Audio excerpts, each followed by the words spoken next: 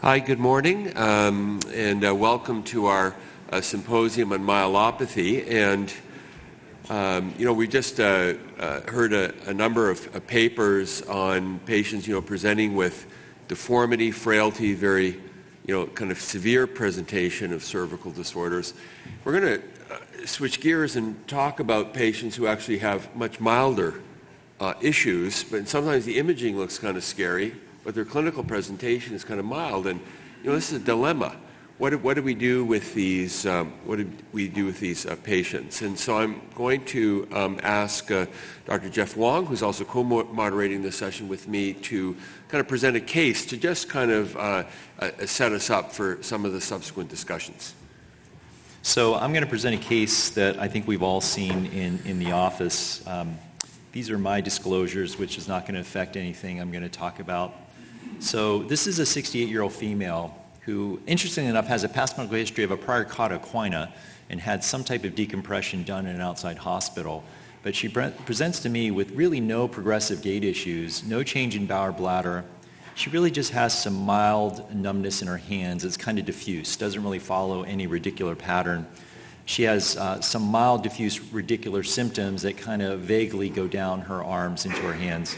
And she is on exam floridly myelopathic. She's got hyperactive reflexes. She's got every reflex she tests is at least 3+ or higher.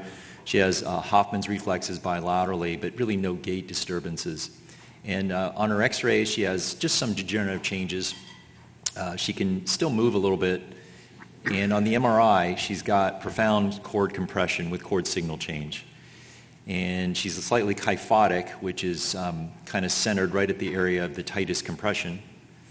When you look at the cross-section at C3-4, you can see that it's mildly stenotic. And when you look at the area that's most compressed, you can see that it's very, very much compressed and has real cord signal changes in myelomalacia. So the real question in this patient is what to do for this patient. She's obviously, we've all seen this, they've come into the office and they're seeing you for a second opinion, and they said, someone told me I was going to be paralyzed if I don't have surgery. And so what do we do with this patient? I think that kind of centers around this symposium. The next speaker is Dr. Allan Martin, who's with the Department of Neurosurgery at UC Davis and graduate from the Toronto program, I'm proud to say. And Allan is really a world expert in the use of advanced microstructural MR imaging, and he'll kind of share some of that expertise with us in the context of mild DCM. Okay, well, thank you so much for the invitation to present. So I'll be talking about the clinical use of microstructural MRI to assist decision-making in mild DCM. No commercial disclosures, just want to acknowledge AO Spine for a grant for developing a new outcome measure, clinical outcome measure that might be helpful and relevant to JJ's talk. Want to acknowledge my team in my lab at UC Davis, and also Dr. Failings as my PhD supervisor. A lot of this work references the stuff I did back in Toronto. So DCM, as you all know, is relatively common. I won't bore you with rehashing what you've already heard.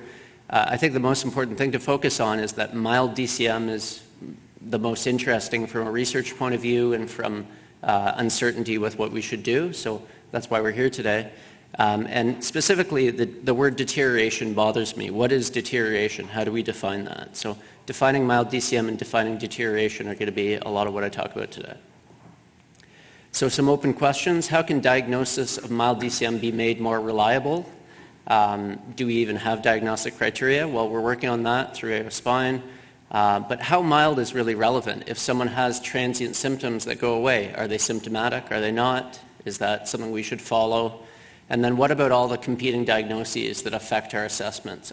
Every single thing that JJ mentioned is vulnerable to these other diagnoses. And unfortunately, DCM affects older patients with many comorbidities, and so our assessment is cloudy. It's uncertain.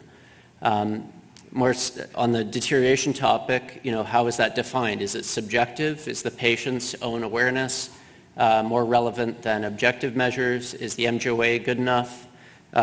We know that it's not perfectly reliable. And what objective measures can we supplement it with?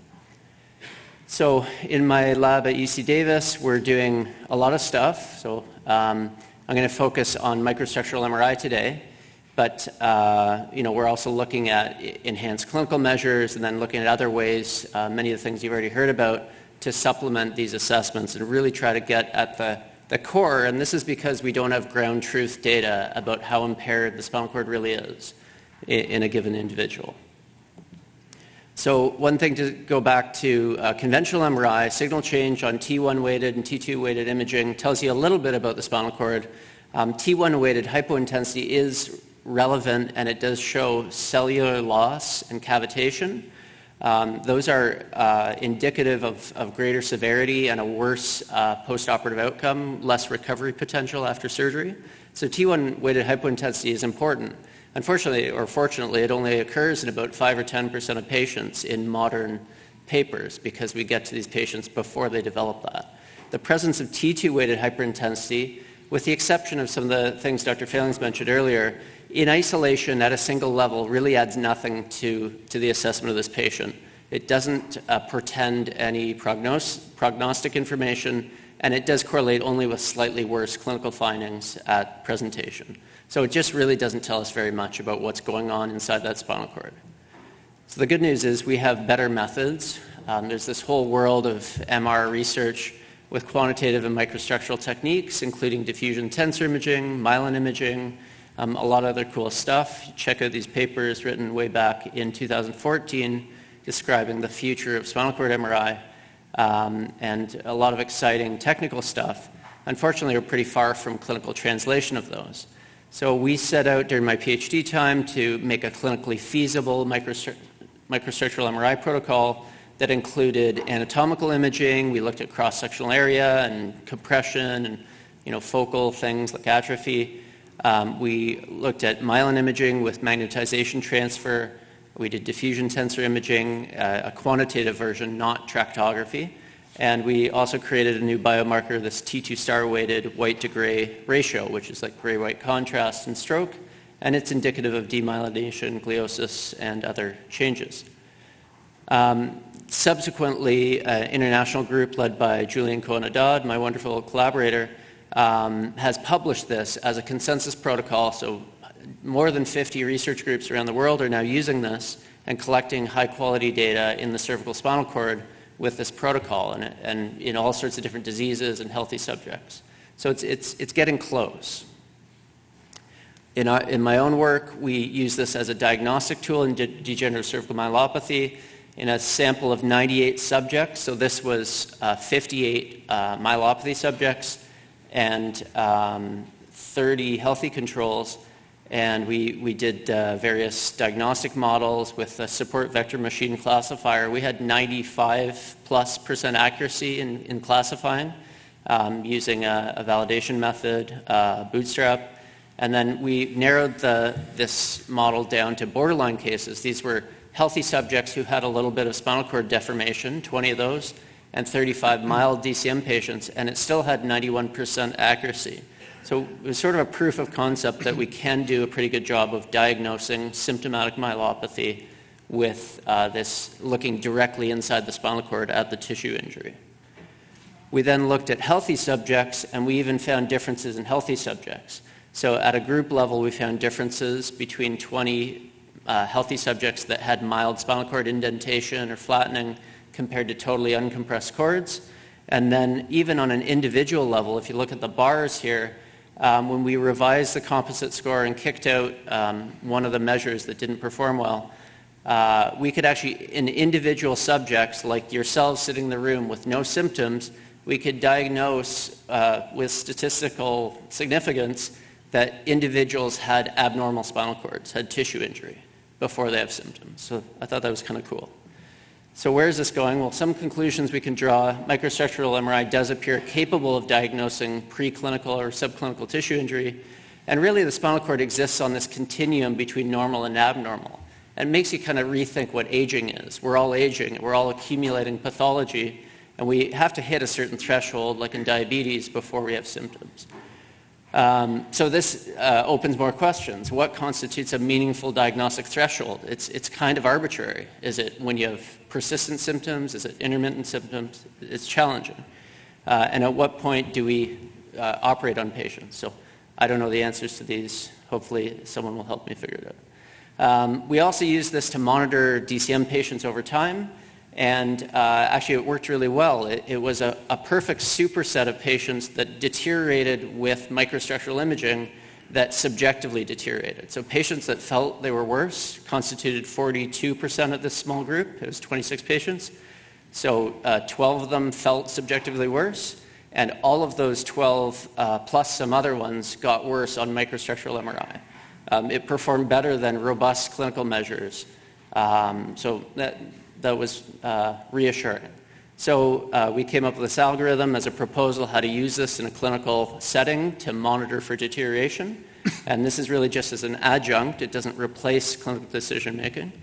And now we've implemented it. So at UC Davis, I convinced the radiologist that this was a smart idea.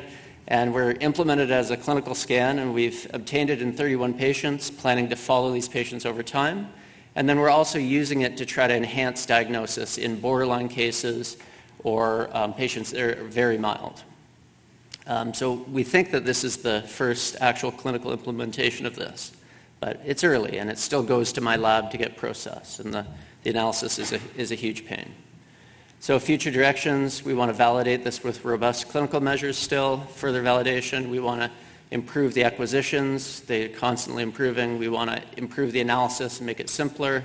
And then we really want to convince clinicians like yourselves that this is a good idea and that other centers should take up this effort. Then we also want to apply it to traumatic spinal cord injury and other diseases. So promising results. Thank you for your time. I know I've probably gone over. So to come back to the case, we'll have our co-moderator, Dr. Wong, present the scenario. Okay, so I changed this last night. So this is the real story on this patient. This patient is 100% asymptomatic. She has no gait disturbance, has no numbness, no radicular symptoms. She is 100% asymptomatic. She has no neck pain. Okay? On her exam, she's not hyperreflexic. She has a mildly positive Hoffman's on both sides, and that's it. So I want to retake the vote. Remember, completely asymptomatic, and it's very, very tight. There's cord signal change. How many people would strongly recommend surgery if this were your patient? Okay. How many people would not recommend surgery and just recommend observation? Okay. It's food for thought. I changed it last night because this is a symposium on myelopathy. I wanted to make sure she was myelopathic. But with that, thank you very much. I think Jeff's case highlights the fact that the imaging is really helpful, but it's also kind of the clinical scenario. And I think with the case that Jeff highlighted as Jeff Wilson has indicated, initial non-operative management doesn't necessarily mean the patient's not going to require surgery. I mean that's a pretty scary looking MR. So JJ, you had a comment, and then we'll go to the floor. Just a quick comment, and I want Jefferson to actually comment on that. I had the exact same patient that Jeff presented with, and a patient presented to another physician, and the physician told her, either you have the operation, you're going to go paralyzed if you fall or do something. And it's not the first time. I'm sure many of you have seen the same scenario, where you see somebody with minimal symptoms just like this, and then they're told they're going to go paralyzed if they don't have an operation. So Jefferson, can you address that? Because I saw a couple of papers that you had that kind of addressed the trauma situation. Yeah, I mean, we hear this a lot, and I don't think that the doctor that told them that is, lying or acting in bad faith. And, there is some concern. The studies suggest that the risk is low, but, we have to counterbalance that with our clinical experiences that we see patients coming in with, narrow spinal canals and central cord syndrome all the time. And presumably those patients may have had some mild symptoms before the fall. So I don't think we can say the risk is zero. I just don't think that we can say that surgery is justified in those patients to obviate the chance of a spinal cord injury down the road. From the floor. Michael Gerling from New York. I think this is an awesome symposium because, obviously that this is one of the difficult decisions we all face. A lot of these decisions are straightforward with more moderate and severe disease. But a comment and then a question. First of all, I was impressed Michael, that you seem to feel that the SF-36 is helpful to you, because in my population in New York City, I feel like they have so many other things whenever they present to me that would confound the results of an SF-36. And I mean, maybe to track them over time, and if they say, well, everything else has not changed, and then you're trying to follow them over time, I could see that, but I just feel like it's so abstract. And so I appreciate the fact that we're looking for other more sensitive tools to try and follow these patients and sort of tease out which ones would benefit more from surgery. But the question I have, and Jeff Wilson in particular, I thought great talk. Some of my patients have had numbness in their hand for a month, and then some of them have had numbness in their hands for 8 months. So for 1 month, if I follow them for 6 months, they're still not at the 8-month point. So how long do you think it's reasonable to follow a person that has numbness in their hand? I mean, I don't want to have numbness in my hand, and it distracts me, especially if it's my dominant hand. So these symptoms may seem mild in the big picture of things, but they do seem like they're very distracting and disturbing to people. And then in the context of the fact that you're waiting for things to progress or get worse, and what do you tell your patients that have this mild numbness in their hand? They've had it for 6 months, and the statistic that about half of them over the course of 3 to 6 years are going to get worse. Do you tell them that, well, if you get worse and I do surgery on you, you're going to go back to where you would be if I did your surgery today? Or how do you counsel them in that regard? Yeah, it's a difficult scenario. I think the conversation is different for different patients. I mean, and all is to say, I don't think operating on any of these patients is wrong. I think it's a valid option. So if somebody comes with numbness in their hands and it's mild objectively, but it's bothersome to them, I think it's very reasonable to operate. I don't think we can say with certainty that numbness is definitely going to get better. The evidence does suggest that probably they will have some improvement in the symptoms, but likely not complete resolution. Some of them do. But, if you have that same situation in, say, a 7-year-old and they have numbness in the hand and it's been stable for a year, even if it's been stable for 6 months, I don't think it's wrong to watch and wait and see how things go. It's an individualized conversation for each person. I don't think there's a one-size-fits-all advice for what you're asking. I think, though, that the thing that concerns me a lot is when somebody comes in and says they had numbness in their thumb 3 months ago, and now 2 months ago they have numbness in their whole hand, and now the numbness is proceeding up the arm.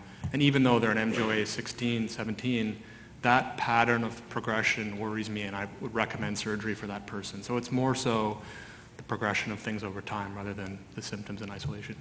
Yeah, and I think that, the key, and, I take what your point, with regard to the limitations of PROMs, that people have got a lot of other comorbidities, that's fair enough.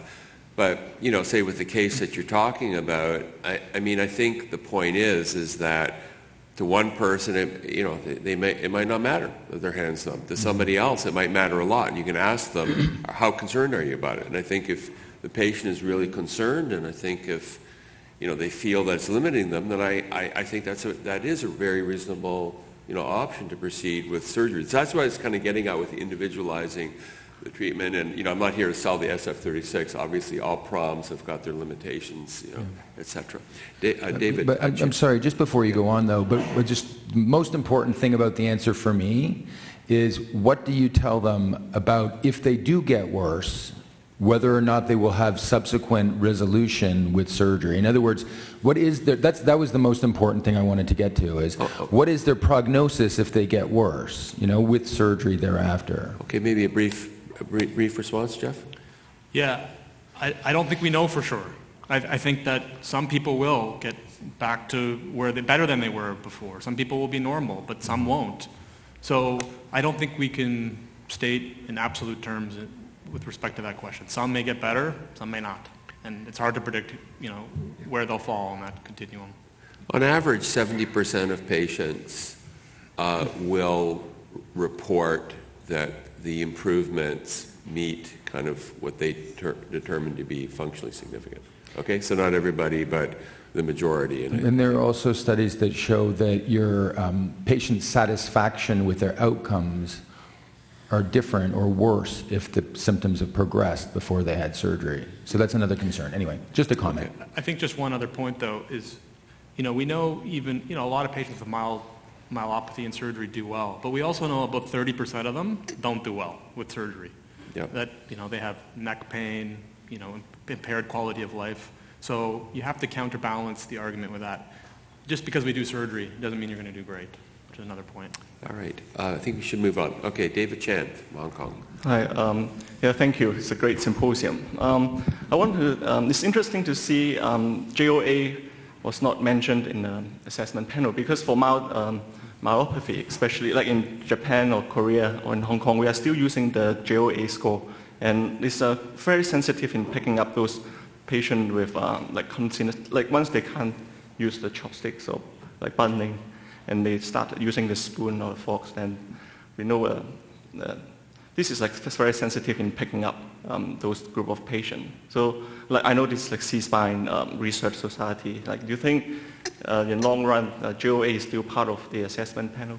Do you want to maybe comment, JJ, and then Allan? Yeah, I did mention it in my talk, just brought up the MJOA. I think it has clearly indication for patients with myelopathy and support its use. I think in milder forms it may have limitations. In moderate to severe, its application is better. But yeah, as I presented, yes, it's a valuable tool. Thank you. Thank you. Yeah. Okay, question over here.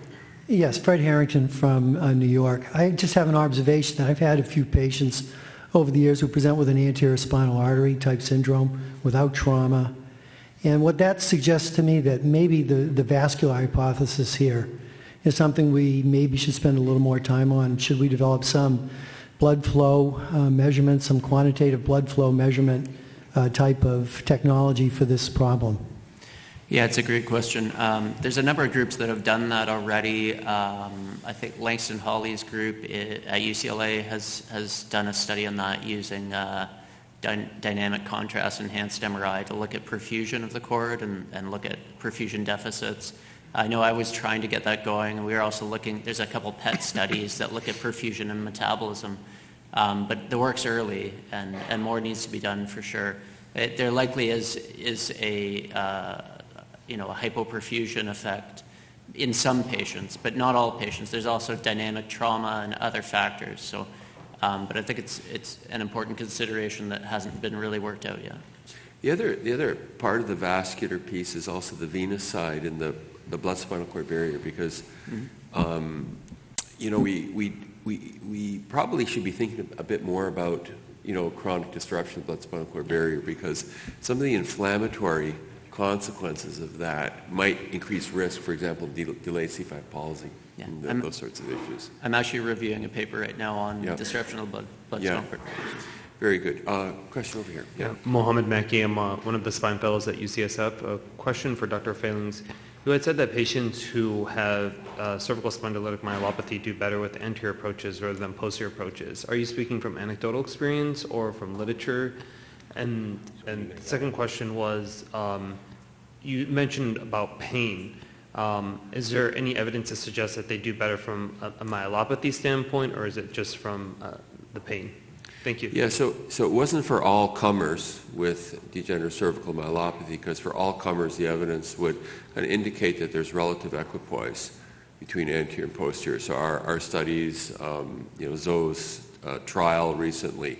I was talking more about the mild myelopathy work, and so the evidence I very briefly presented. One of the papers using a machine learning approach and looking at the way patients cluster.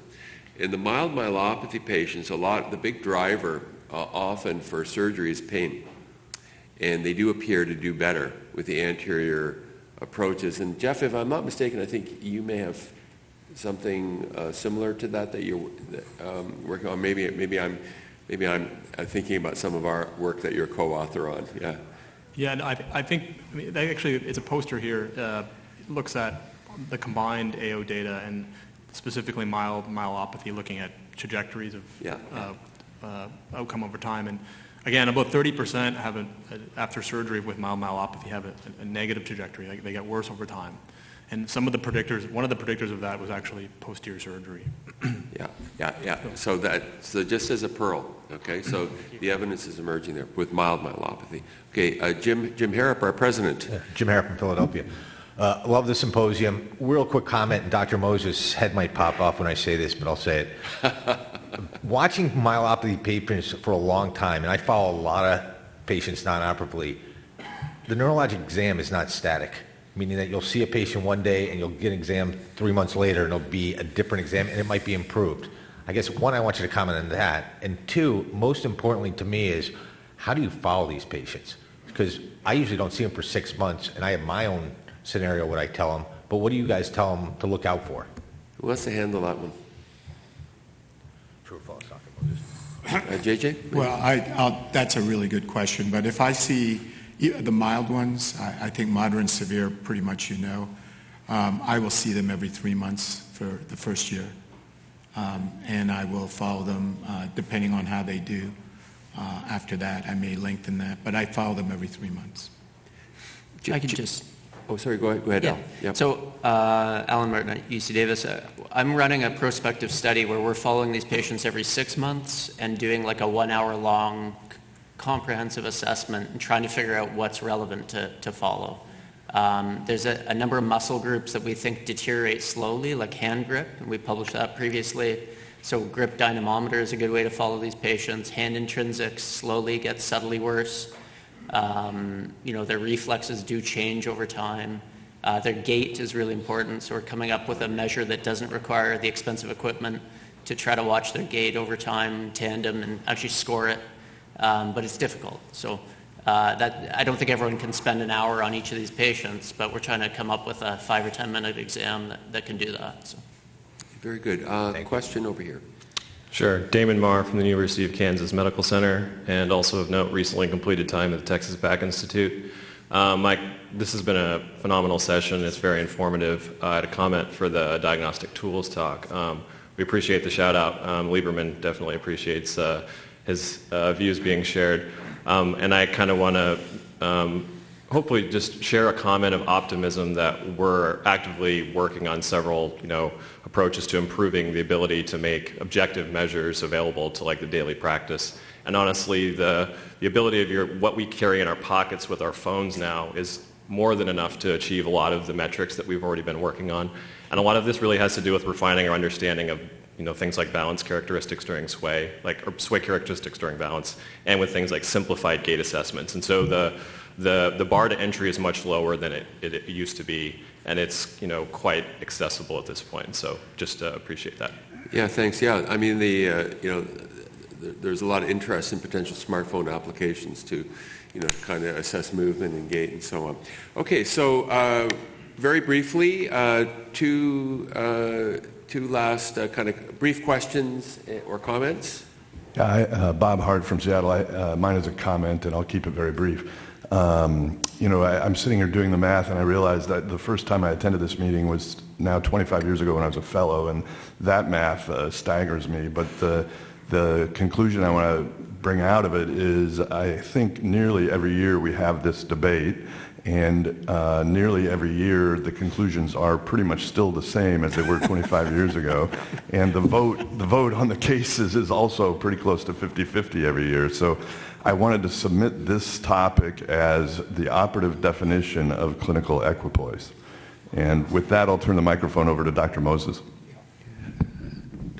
Dr. Moses. Very quickly, regarding the gentleman who described a patient with numbness in a hand.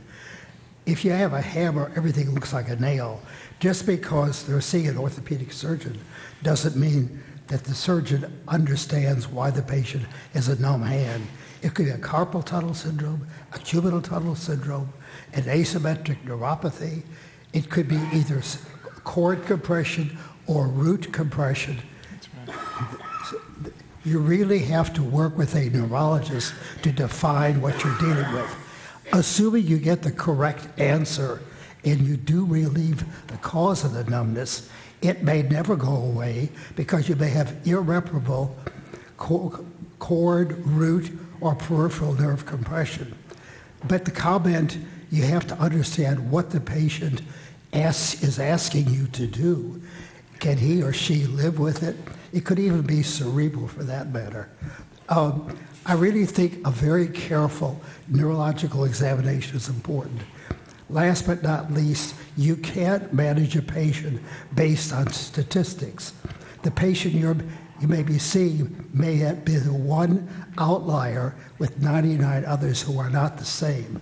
So you really have to define the problem before you can describe the treatment of it, if anything. Thank you. Thank you, Dr. Moses. Points well taken. Careful exam and individualizing patient management for sure. So very brief final comment from Dr. Anderson. Thank you. Paul Anderson from Madison. One clinical aid that was not mentioned is asking about falls. I have a special interest in osteoporosis, and orthopedic surgeons, neurosurgeons do not ask this question enough. 40% of people over the age of 65 before they have spine surgery have a fall. 40% after they have spine surgery have a fall. And I think we need to include fall assessment as part of this pre-op paradigm, especially in a myelopathic, because obviously risk factors are much higher. Yeah, thank you. Point well taken. So I'm going to close out the symposium, and we can have further discussions over coffee. Thanks to everyone. Good job.